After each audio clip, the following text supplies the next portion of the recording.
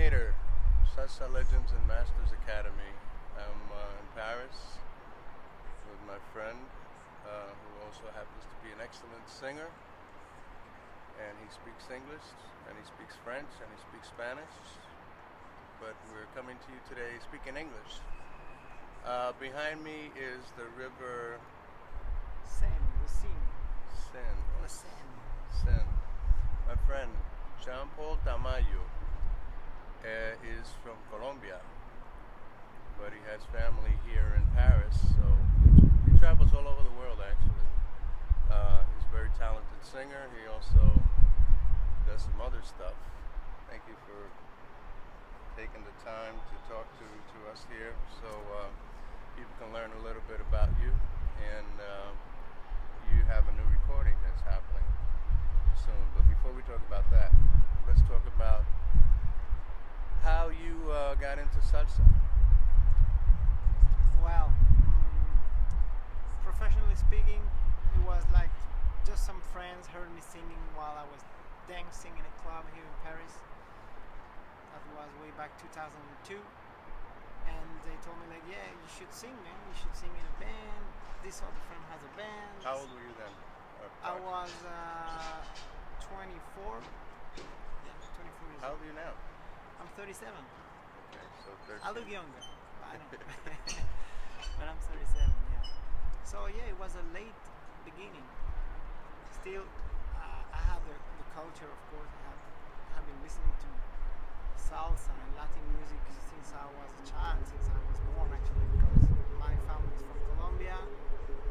I have a bunch of uncles and aunts, all salsa addicts. I'm from Cali in Colombia, so a place where you listen to salsa a lot. Bien salsero. Salsero, salsero. So yeah, I started in 2002, but I had my ear, like already educated, let's say. Who were some of the people that you grew up listening to? Um, Roberto Roena, Willy Rosario, La Ponceña. I like La Ponceña a lot. I would love say it's La one of my Ponceña. one of my best band that I like the most. Me too. Um, of course, all the Fania movement, Cheo, Ismael Miranda, bueno, la música de Larry Harlow, all this, I would say, classic salsa. Of course, then for singing artists, a guy like Oscar de Leon, for his ability to improvise, a lot of melody, a lot of rhythm, showman. I would say it's an inspiration for me as well. So yeah, basically I would say a lot of salsa from Puerto Rico and from New York. That's like most of the salsa that I've learned and I get inspiration from. Okay, so you're 24. Some friends tell you, "Hey, you should sing." So then what happened after that? What did you do to actually start singing with bands, and where was it? Here in France, here in Paris? It was here in Paris because I was living here. I mean, I was born in Paris, so this is where I grew up, and this is where I had the chance to start. And the band I started with is called Grupo Mango from Paris. Do they still exist? They still exist. Yes, they still exist. And it was a band led by a Colombian guy. His little brother was my friend. We used to hang out together, dancing and stuff. So it was through him that I got into the band. There was a guy from Martinique, from Guadeloupe, French islands, in the Caribbean. So it was a mixture of these cultures, but they were doing salsa, mostly salsa, and they were well organized.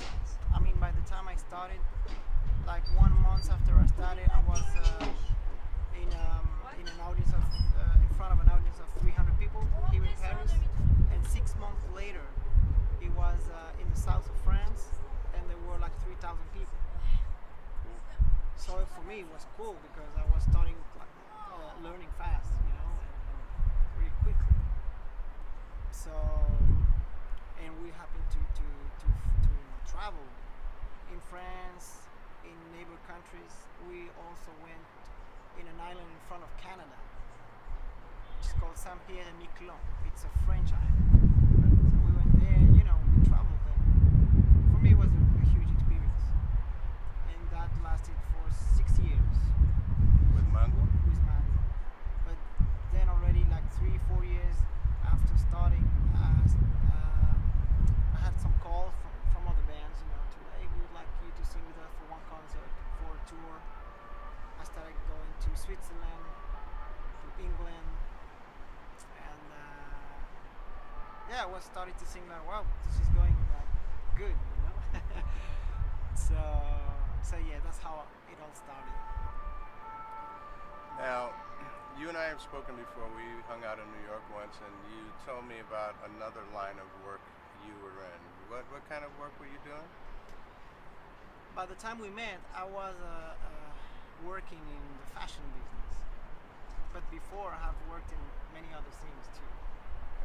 I've always, of course, I've always had something aside from the music. Because, as everyone knows, it can be difficult to live only on the music.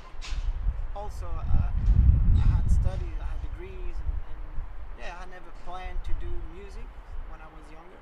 So yeah, I started to work in different kinds of stuff, mostly in international relations and politics matters. I studied political science. Okay. So. And that was here in France? Yeah, you got your degree here? Yeah, I had a master degree, and I even started a PhD. Wow. Wow. That's impressive. Yeah, no, it's well, for me it seems like another life already. But all this has helped me a lot in the music as well. So, but yeah, by the time we met, I was in the fashion business. So I was traveling a lot across Europe and many times to New York. So during the day I was doing my daytime job, and at night I was trying to hang out in the Latin clubs and stuff. And that's how we met. Yeah.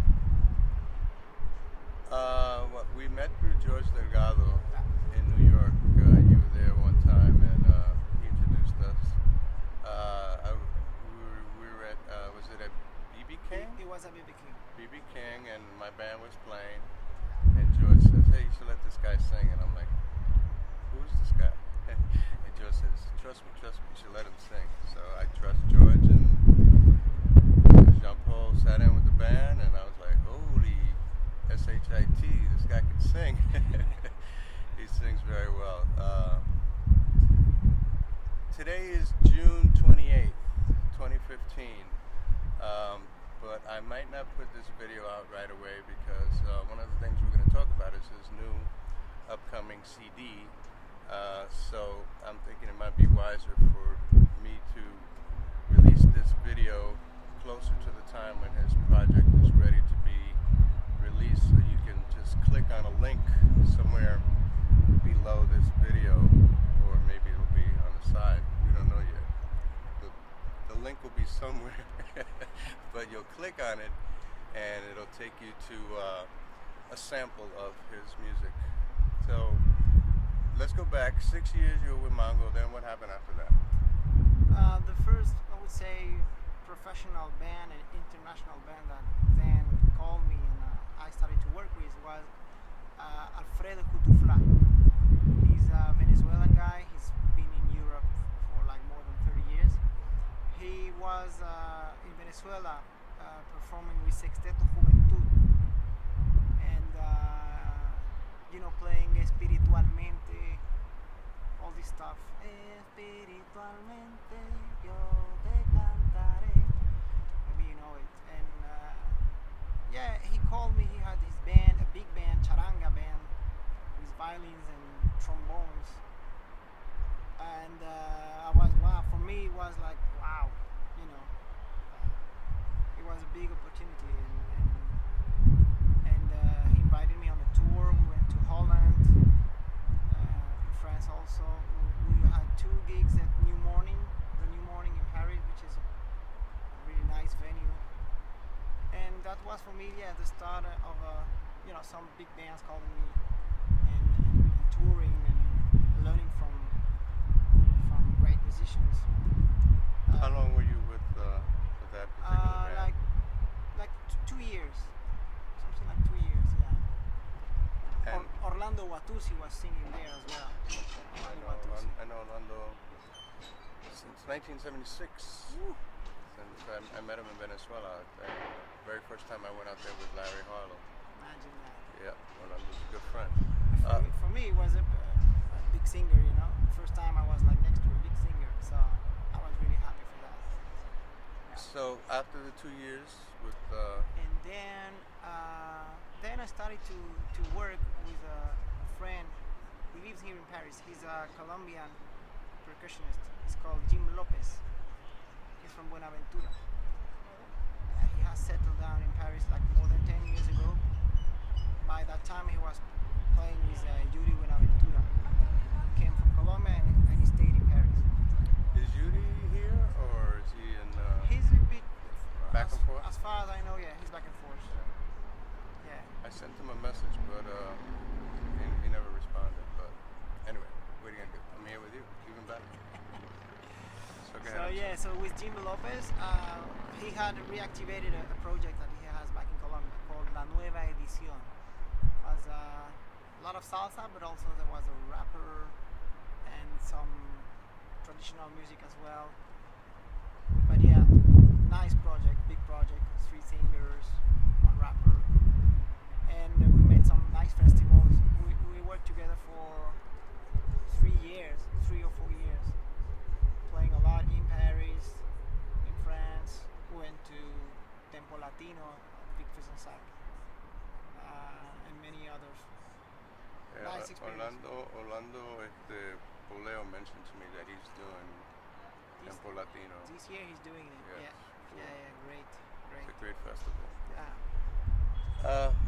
And after that? And after that is the time when I decide to go on my own and start thinking about my own project, maybe an album by that time, because for me doing an album was like, wow, that costs money, all that. We are in end of 2010, and I'm thinking on that. And then 2011, I had my first gig with my own musicians. I do my own band. Here in Paris? Here in Paris. And I had already 2 songs on my own. And that year, 2011, I moved to Spain. I started to work with the fashion business stuff, and I had a job in Spain, in Barcelona. So I moved to Barcelona, and I started working with that job I have, and with that job I could earn money, and with that money I could invest in my city. Were you working with any bands in Barcelona? No, I also as soon as I got to Barcelona, I did my own band. I gathered my own people. I had some contacts who helped me picking up the musicians, and I started right away to find some gigs and play my own stuff. From that moment, in Barcelona, and after that in Colombia, where I'm living now, I've always doing my own band, my own project and stuff. What was the salsa scene like in Barcelona back then? Well, a little bit better than today, but still it was kind of bad, difficult. Yeah, especially in Spain. I mean, the money is really low, really low. I was surprised. I was really surprised. That's a shame. Yeah. But still, there were some revolucionarios who said, "Oh, we want to keep on doing salsa," And so it was really nice actually. Low money, but great experience. And there was this guy, Marcelo, from a band called La Sucursal that has disappeared today. But by the time he put up a festival, put up a big festival in the summer, and he had coming Eddie Palmieri and all this orchestra, Guayacán. It was Habana de Primera. So it was like big festival, and I could play in that festival, like with the local bands, right? But I brought up my band. I did my project, and I could perform there. So it was a nice experience, Barcelona as well. So now you're back in, you're living in Colombia, Cali? I'm living in Bogota. You're living in Bogota. Okay, so what are you doing these days musically out there? You have a band? Do you have a band? Yeah, I have a band. It's been 1 year and a half I'm there. Basically, I said like I want to live there for a while because I have never lived in Colombia really. I lived when I was younger. When I was 14 years old for 3-4 years, but I've never like as an adult and as a musician I've never lived there. So I said I want to go there. I'm there now and doing music. Trying to Échate un poquito para atrás. There you go. trying to project myself to show my music and open some doors. Also thinking on being closer to New York So and being American, basically. So you have a new recording that it's finished.